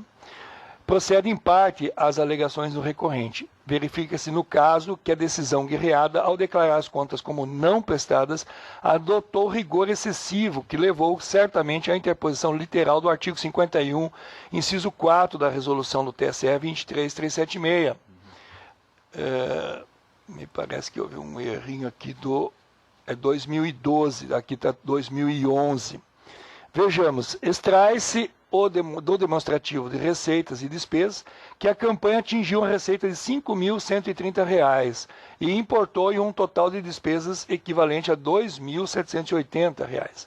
Consta dos autos extratos bancários do período de julho a outubro de 2012, que permite demonstrar a movimentação financeira da campanha, ainda que de forma parcial. Além dos extratos, foram juntados também recibos eleitorais, imprescindíveis à fiscalização dessa especializada, bem como de termo de cessão de veículo, o que desfaz a aplicação do artigo 51(4), letra C, que deu lastro à decisão ora objurgada. Portanto, a existência de irregularidades que podem macular a prestação de contas não deve ser confundida com aquelas apresentadas desacompanhadas de documentos que possibilitem a análise dos recursos arrecadados e dos gastos realizados na campanha, como se afere do sobredito dispositivo.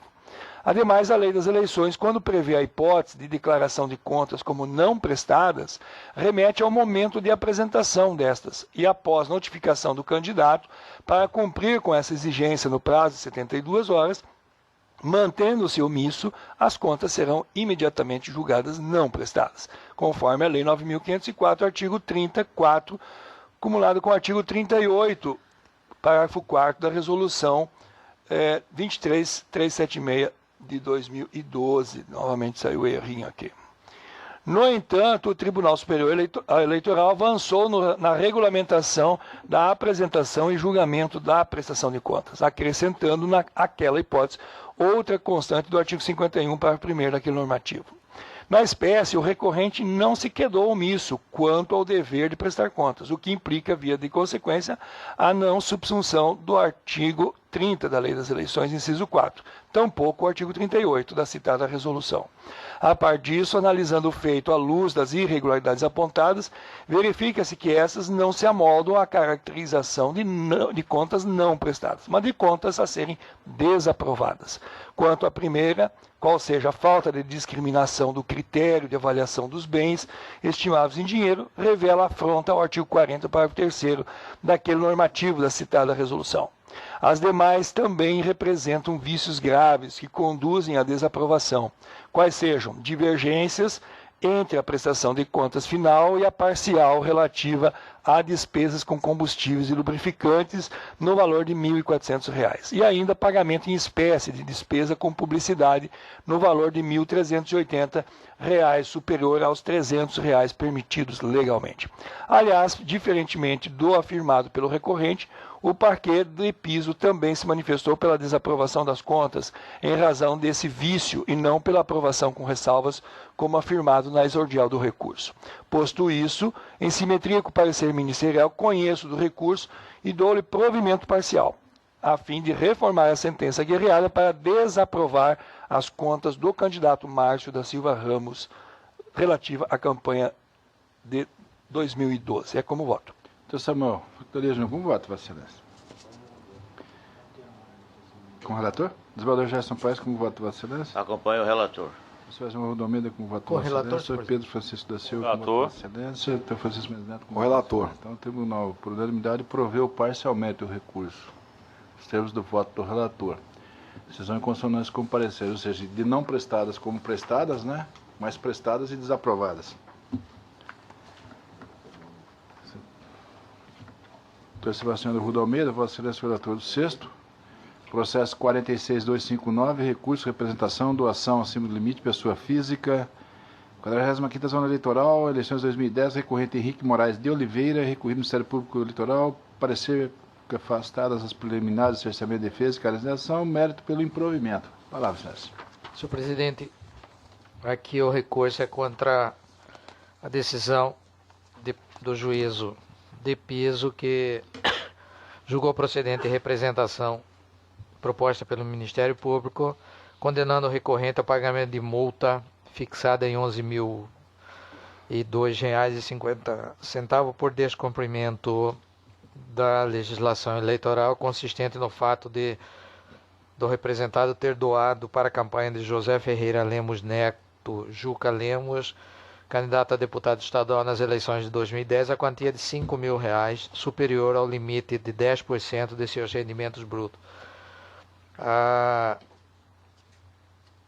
nas razões recursais, o recorrente invoca preliminarmente cerceamento de defesa e carência da ação, e no mérito sustenta que os rendimentos brutos a serem considerados devem englobar o de sua dependente, que totalizariam R$ 58.200. Houve contrarrazões. A douta Procuradoria Regional Eleitoral, então, opinou pelo conhecimento e desprovimento do recurso. É o relatório, senhor presidente. A preliminar de cerceamento de defesa, o meu voto está aí, não tem razão de ser, porque ele deseja, na verdade, que nessa representação se permitiria produção de outras provas além das documentais existentes, razão pela qual eu estou rejeitando essa preliminar, senhor presidente. Não, de acordo? Estou rejeitado. Com relação à segunda preliminar, seria aquela de carência de ação por causa do limite de 180 dias. E se verifica, nesse caso, que foi proposta a representação até 4 dias antes do esgotamento daquele prazo de 180 dias. Razão pela qual também estou rejeitando a preliminar, senhor presidente. De acordo, não? Rejeitado. E no mérito, é aquela situação já conhecida por este plenário, em que o recorrente havia declarado à Receita Federal um rendimento bruto de R$ 14.380, e somente depois de citado, ou seja, detectada a irregularidade, ele foi lá correndo na Receita Federal, fez a retificação passando para R$ 58.200, o que a jurisprudência atual não permite esse tipo de retificação posterior à propositura da representação. Razão pela qual, senhor presidente, sem maiores delongas, eu, em consonância com o parecer ministerial, estou negando o provimento ao recurso. É como eu estou votando. Alguma divergência? Tribunal, todos de acordo? De acordo. Todos de acordo, então o Tribunal, por unanimidade, rejeitou as preliminares e improveu o recurso nos termos do voto do relator. Decisão com consonância do parecer ministerial. Participação de Arruda Almeida, Vossa Excelência, o relator também. Processo 49.777. Recurso eleitoral, prestação de contas, candidato vereador, Nova Brasilândia, eleições de 2012. Recorrente Elisângela Florentino Borges. Recorrido Ministério Público Eleitoral. Parecer pelo provimento do recurso interposto, com a consequente reforma da decisão, para que se aprove as contas apresentadas pelo candidato. Relator. Senhor presidente, aqui houve um equívoco mesmo judicial, porque as contas foram desaprovadas sob a justificativa de que o candidato teria feito a arrecadação de recursos antes da solicitação do registro de candidatura. E como muito bem pontuado pela douta Procuradoria Regional Eleitoral, isso na verdade não ocorreu. A arrecadação ocorreu após, quase 30 dias após a data do registro. Então, com essas considerações, em consonância com o parecer ministerial, estou dando provimento ao recurso para reformar a sentença e aprovar as contas da parte recorrente. É como eu estou votando. Mantido o parecer, Excelência? Mantido o parecer. Todos de acordo? De acordo. Então, o Tribunal, por unanimidade, os termos do voto do relator, proveu o recurso.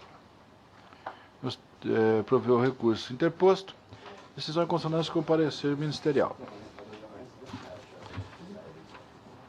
Doutor Samuel Franco Dalia Júnior, o processo 86.9462, agravo regimental, prestação de contas do PSDB de Cuiabá, exercício 2007, primeira zona eleitoral. Agravante, o Diretório Municipal do PSDB de Cuiabá.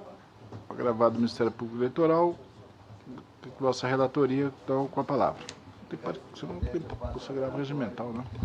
Trata-se do agravo regimental, oposto contra a decisão que negou seguimento ao pedido de reconsideração com fundamento no artigo 133 do antigo regimento interno dessa Corte Regional, peticionado nos autos de recurso eleitoral em prestação de contas do Diretório Municipal de Cuiabá do partido do PSDB, em que esta Igreja Corte Regional negou provimento ao recurso eleitoral e manteve a decisão do juízo da primeira zona eleitoral, que desaprovou as contas referentes ao exercício 2007, determinando ainda a suspensão de novas cotas pelo prazo de 1 ano. Eu transcrevo aqui o inteiro teor da decisão agravada e, entre elas, a razão de pedido requerente desejava que fosse reconsiderada a decisão proferida no acordo desse tribunal para o fim de declarar a regularidade da prestação de contas do Diretório Municipal de Cuiabá, com fundamento no artigo 133 do regimento interno vigente à época, por tratar de matéria de natureza administrativa. Então eu decidi no sentido de que o artigo 133 do regimento interno da época dizia o seguinte: as decisões administrativas do tribunal cabem por uma vez pedido de consideração no prazo de 48 horas contado da ciência, mas por sua vez, com a inclusão da lei de 12.034 e do parágrafo 6 do artigo 37, atribui-se definitivamente caráter jurisdicional às prestações de contas dos partidos políticos.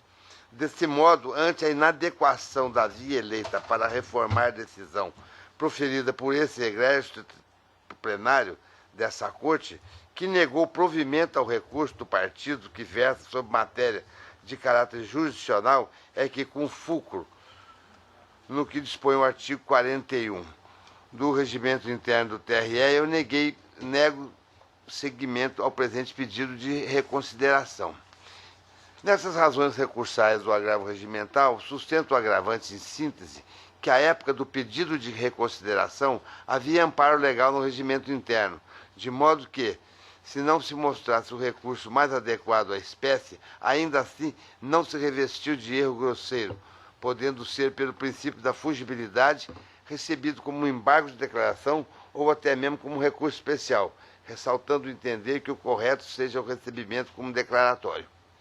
Ao final, requer a reconsideração da decisão proferida, convertendo o pedido de reconsideração em embargo de declaração, dando regular prosseguimento ao feito.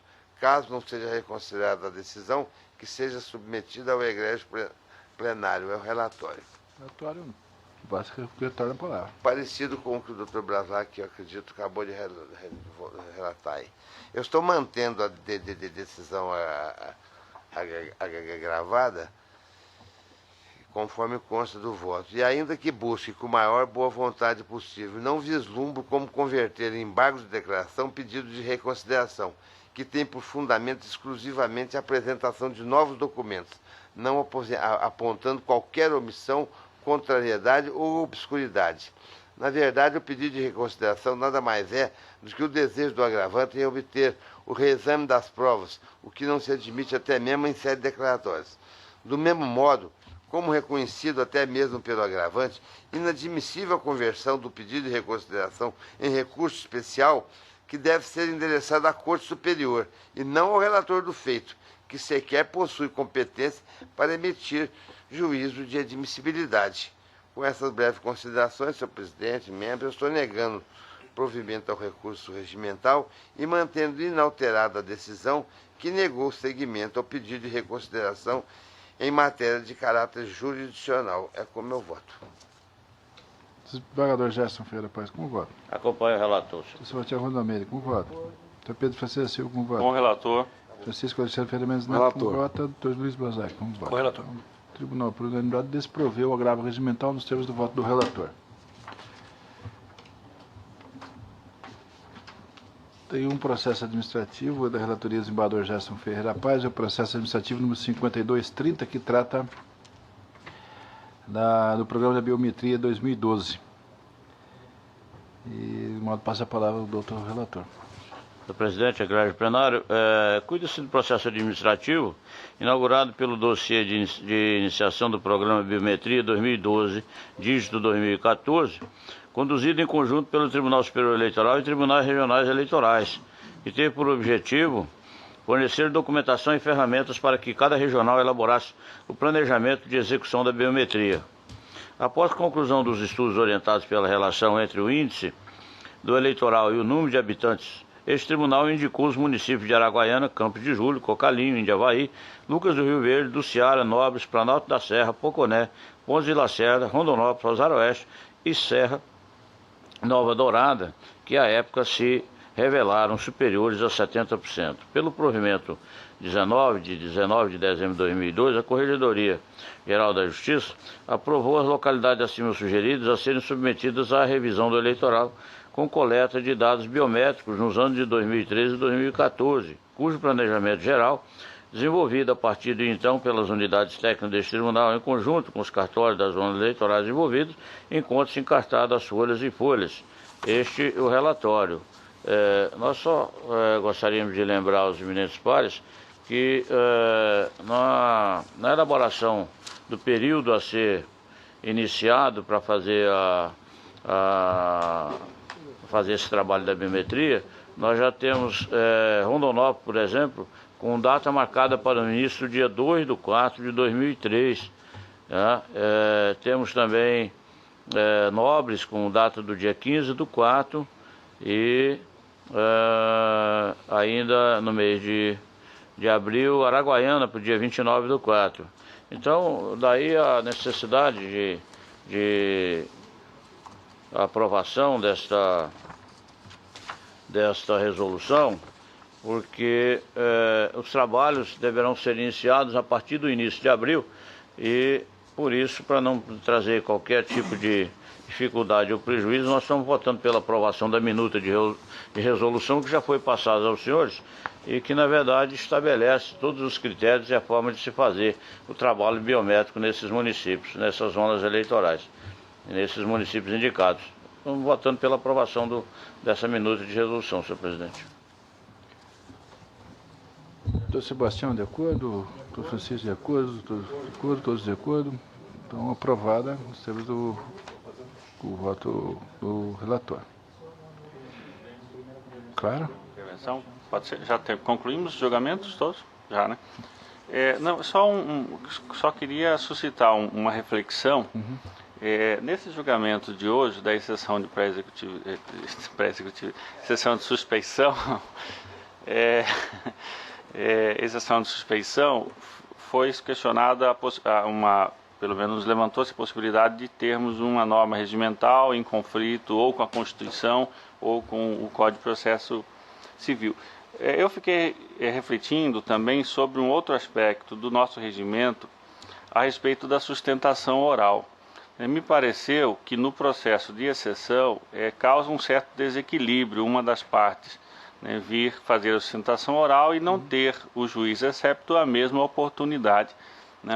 Analisando rapidamente a jurisprudência, encontrei julgados do TSE dizendo do não cabimento da exceção de suspeição. O nosso regimento adotou um critério de apontar quais os casos em que não cabe a sustentação oral e não incluiu ali o de exceção, razão pela qual entende-se que se permita a sustentação.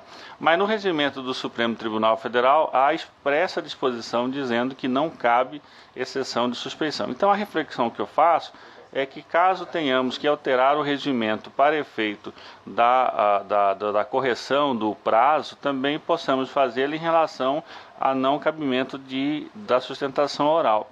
Então essa seria uma reflexão que eu proponho para que a gente possa amadurecer e no futuro aperfeiçoar, o que é um processo natural. Trata-se de um tema bem específico, é muito natural que quando esses casos acontecem é o momento que temos para aperfeiçoar a nossa norma regimental. Então essa é a reflexão que eu deixo em aberto e que faço para que a gente possa...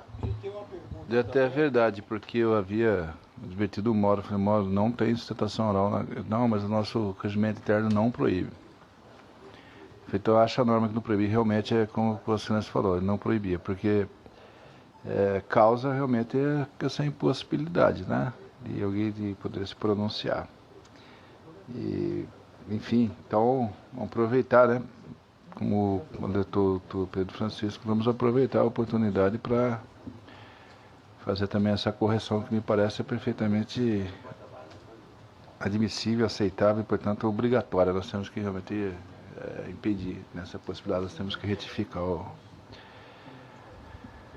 o regimento interno também nesse ponto. Vamos lá, né? Quem sabe já podemos, no futuro próximo, corrigir isso aí. Senhor presidente, também tem uma pergunta que ela diz respeito ao julgamento dessa questão do prazo, porque eu estou impedido da votação da matéria de fundo. Ela foi levantada, mas se vai alterar o regimento interno. Eu tenho tese em cima disso que teria interesse da discussão do tema do regimento, mas estou impedido por conta da matéria de fundo. Aí vem essa pergunta, a alteração, eu acho que ela não se dará alteração do regimento interno, ela se dará só o julgamento, né? Aí depois, decorrente disso, poderia se fazer então uma especial para a questão da alteração, seria essa? A proposta, nessa eu posso participar. Sim. Perfeito. Tranquilamente. Bom, nós, mais ou menos, temos um encontro. Não. É a questão do nosso encontro que vamos ter a partir de amanhã, da avaliação, né? Recebemos hoje a programação e eu queria fazer uma ponderação com Vossa Excelência, porque eu não vejo aqui na programação em nenhum momento a participação a não ser de Vossa Excelência na abertura dos serviços e depois lá no fechamento. Eu não vi nenhuma participação de membros do pleno aqui com uma palestra, alguma coisa que pudesse fazer uma avaliação dos temas que foram julgados, porque tudo desagou aqui no processo. E aí é uma reflexão que eu tenho feito assim há algum tempo, até com o nobre secretário Dr. Breno, que é da Secretaria Judiciária, e eu acompanhando também ao longo dos anos aqui os trâmites da casa.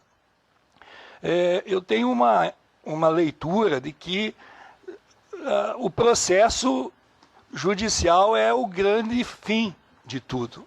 Né? Nós temos uma estrutura judiciária para atender a demanda processual. Né? Tenho visitado a secretaria por conta assim até desses trâmites processuais e a fim de que a gente possa cooperar também para algumas sugestões. E vejo que no julgamento aqui dos processos nós recebemos a prática processual de primeira instância e que vai desde a prática instrumental até a prática de mérito, de temática mesmo, de decisões, como, por exemplo, o analfabetismo, que nós ficamos aqui, no meu julgamento superficial, em torno de 15%, mais ou menos, aproximadamente 15% a 20% do tempo do julgamento dos recursos de registro de candidatura com a temática de analfabetismo, que nós não poderíamos mais estar julgando. Essa temática já tinha que ter uma solução lá na base, entre juízes e promotores, aonde nós vimos a questão das diligências. Então me pareceu, senhor presidente, assim, uma falha aqui na programação de nós não cooperarmos com a nossa leitura dos atos praticados na primeira instância e que chegaram aqui como recursos, até nem tanto pelo instrumental lá da zona, mas dessa temática que também eu acho que poderia ter um auxílio muito grande nas eleições vindouras, de se evitar chegar a esta casa uma demanda tão grande, por exemplo, sobre analfabetismo, certidões, essas matérias que emperram os julgamentos aqui da casa. Então, eu não sei se teria, talvez, ou até está incluso aqui, eu não estou sabendo, mas não consegui detectar o envolvimento do pleno nessa avaliação. Uhum. Talvez possamos ter falhado. Nós dividimos, em primeiro lugar, uma avaliação pelos próprios servidores.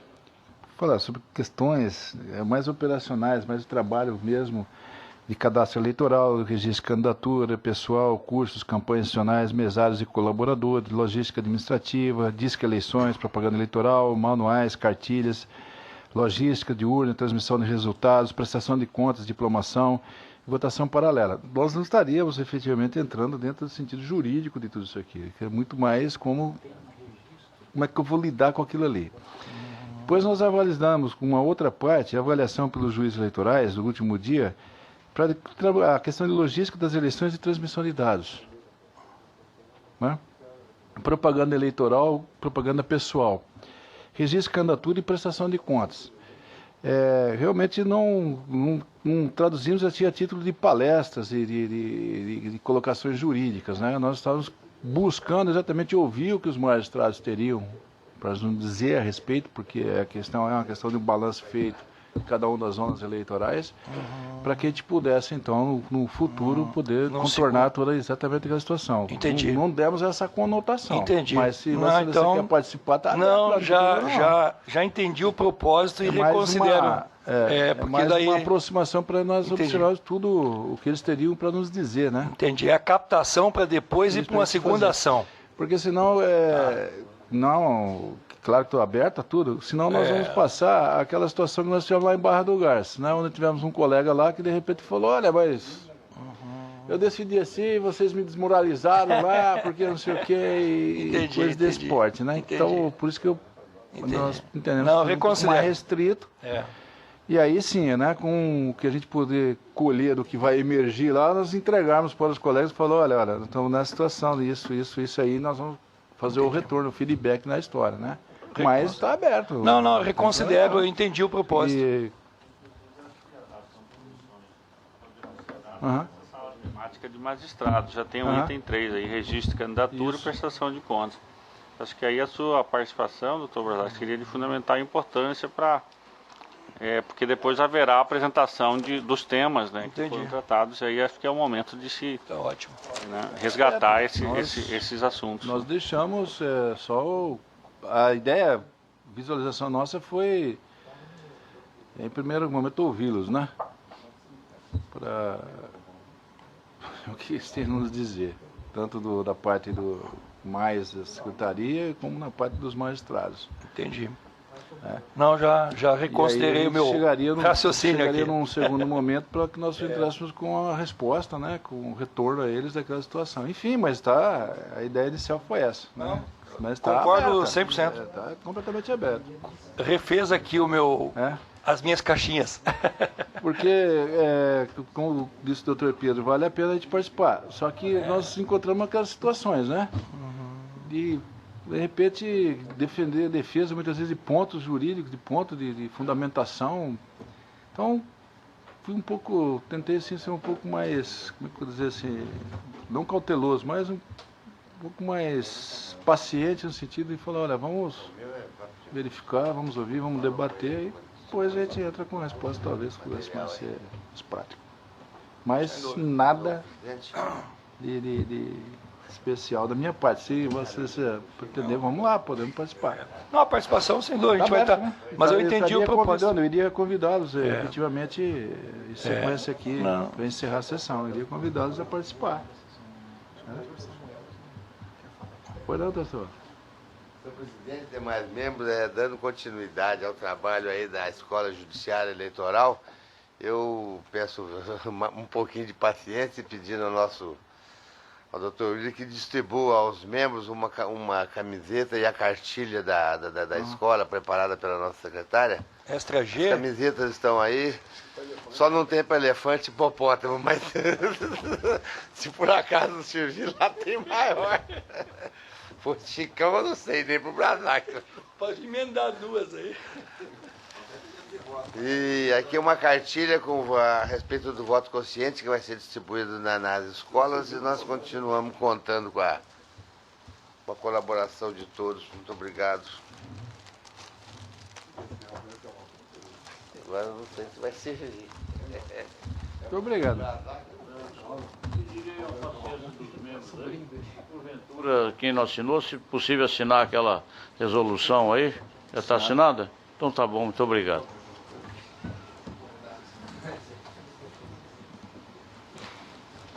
Nada mais? Claro.